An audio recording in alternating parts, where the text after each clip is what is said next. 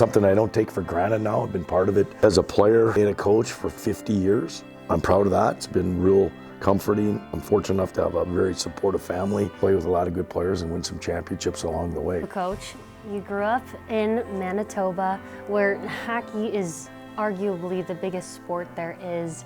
Where did you first grow your love and desire to play the game? As any kid in Canada, it's part of their heritage, part of their culture. So I started at a very young age on outdoor rinks, actually, with my dad when he was coaching. The passion grew at a very young age. It was kind of an everyday part of our culture, and fortunately for me, it was something that I picked up really early and loved it. Do you have a favorite memory from growing up? I used to play outdoor city hockey, as they used to call Tuesday and Thursdays, on outdoor rinks. And your feet would freeze and your nose would freeze. And back then they would have a warming house. You'd come in, take your skates off and put your feet up on a hot stove to make them a little warmer, and then go back out and continue to play. Whether you're winning or losing, it's just, it was a passion. The passion grew. You played hockey at Northern Michigan, where you were captain your senior year. Then you played across the pond in Europe for a year.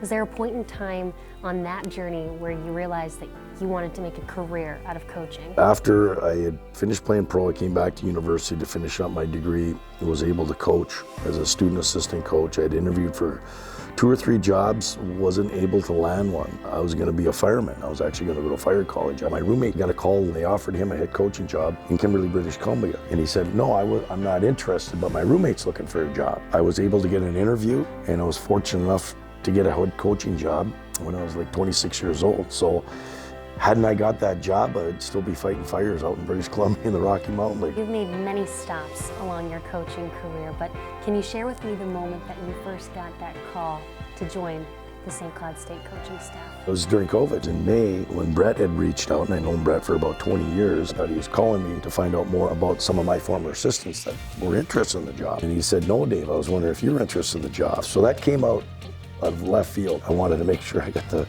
final stamp for my wife and my 3 kids, and they were all in. All I had to do to show my boys at the time was the high school hockey and the state tournament, the XL Energy Center, and the facilities here, and they were locked in. You've been coaching for over 30 years. So what keeps you going? What makes you want to get up and go to work every day? The most rewarding part about it is teaching these kids how to play the game the right way, seeing them have success and the smiles when they accomplish success. That's what drives you and motivates you every single day. Ultimately, we're all on the same page to bring that first national championship to St. Cloud.